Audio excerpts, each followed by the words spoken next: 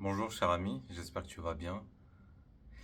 Alors aujourd'hui vidéo très très spéciale parce que je vais te montrer euh, les coulisses de ma vie en fait. C'est des choses qui me font honte, je t'avoue.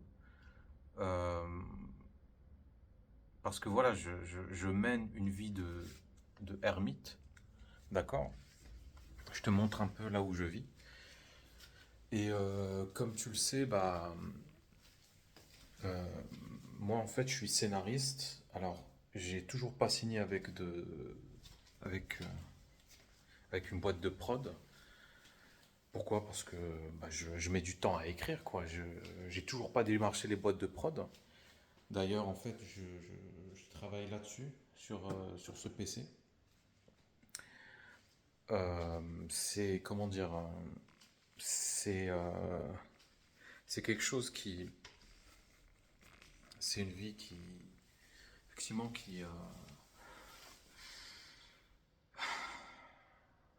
c'est une vie, ouais, de solitaire.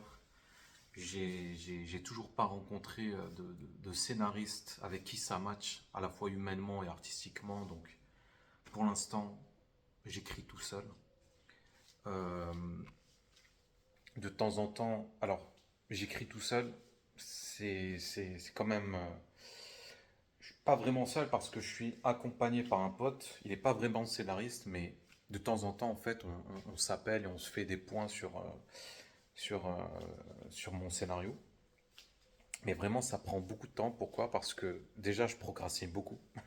Je passe beaucoup de temps sur les réseaux. Je regarde plein de vidéos. Je regarde aussi des séries, des films. Et pour déculpabiliser, je me dis, en fait, c'est pour élargir ma culture ciné, pour trouver de l'inspiration et tout. Mais en fait, c'est juste, voilà, soit de la paresse, soit quelque chose, une résistance en fait à l'effort et au stress. Parce que écrire un scénario, ça demande énormément de temps, beaucoup d'efforts. Et quand tu te retrouves coincé et que t'as pas d'inspi, généralement tu paniques en fait. Tu paniques et tu. Donc là en fait c'est un petit séjour. Je sais pas si tu vois. Donc avant, avant j'étais en colocation avec mon meilleur pote. Donc il vivait ici en fait. Je partageais l'appart avec lui. Et je me souviens que c'était vraiment super chouette. Donc en fait, il avait la petite chambre d'amis là, que tu peux voir. Bon, là, il y a il y a plein d'affaires sur le bureau. Et voilà, donc avec mon meilleur pote, ouais, ça se passait plutôt bien, mais bon, il y a eu un petit incident, peut-être que je te raconterai dans une autre vidéo, mais voilà, j'ai pas envie de rentrer dans les détails. Donc depuis qu'il est parti, je vis un peu tout seul en fait. Euh, c'est effectivement c'est un mode de vie qui est très particulier. Euh, je sors pas, je sors quasiment pas. Je sors rarement en fait. Et même par rapport à ce que je mange, c'est vraiment très. En fait, comme je sais pas cuisiner, Je...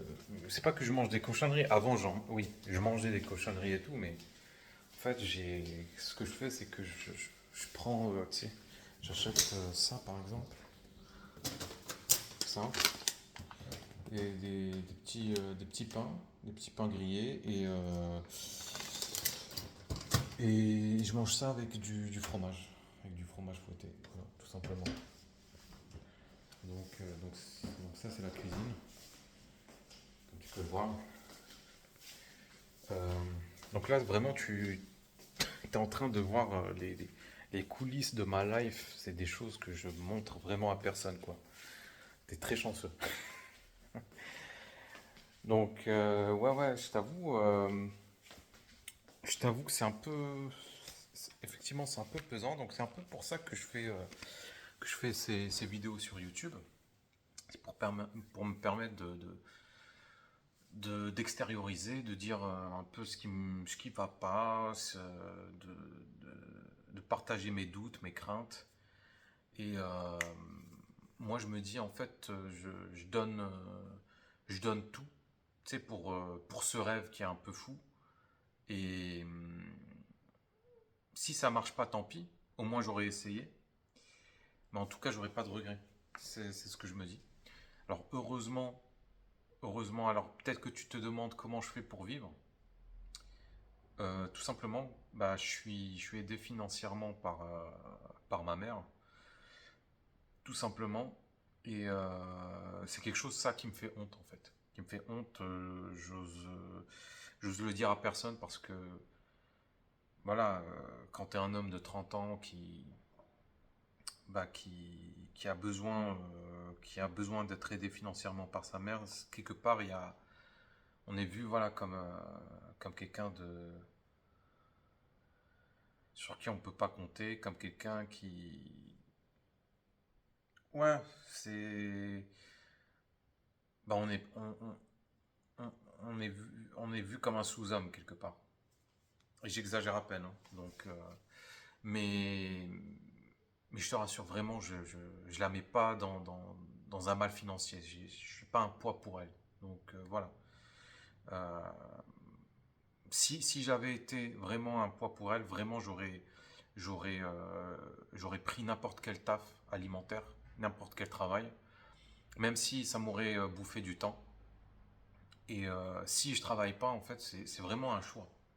C'est vraiment un choix parce que moi, j'ai vraiment envie de me donner le plus de temps possible pour avancer pas à pas vers mon rêve.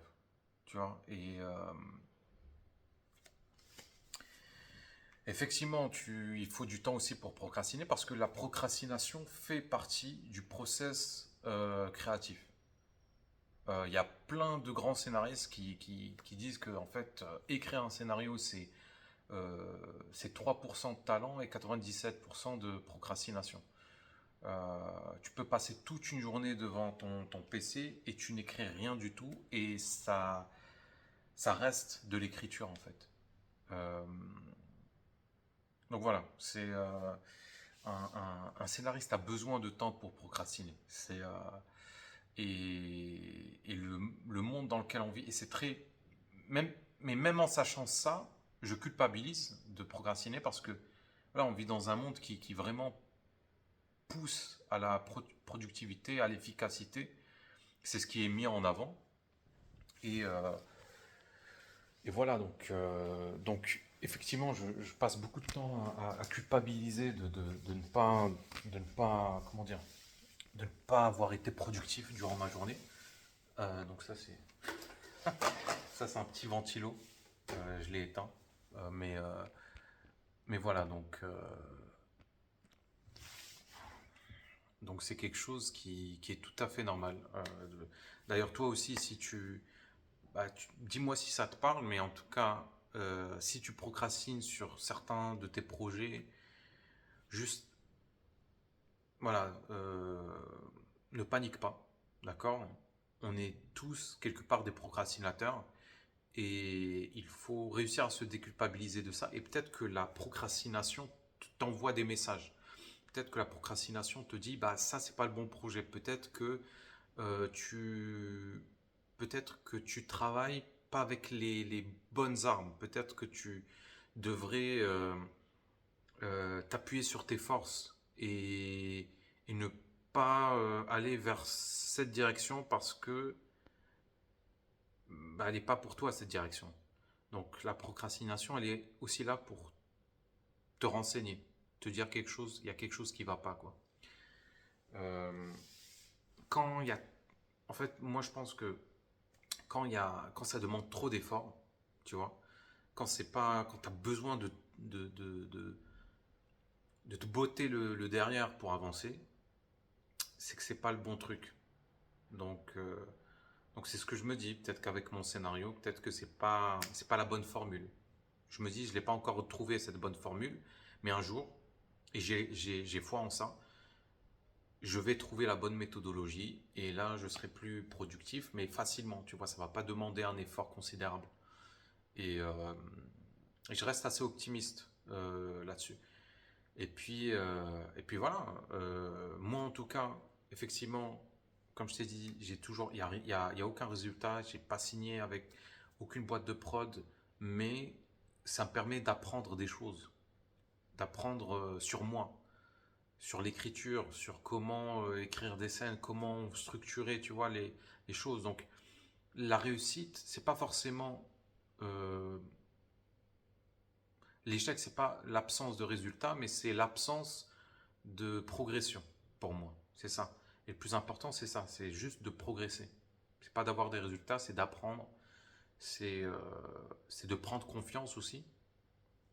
C'est-à-dire que plus tu écris, plus tu es confiant, plus tu as d'outils euh, pour, euh, pour écrire des choses sympas. Et puis voilà quoi. Donc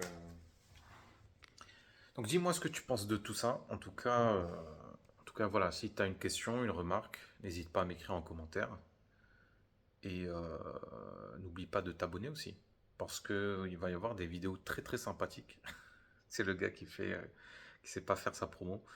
Mais bon, en tout cas, prends soin de toi et je te souhaite le meilleur. Salut.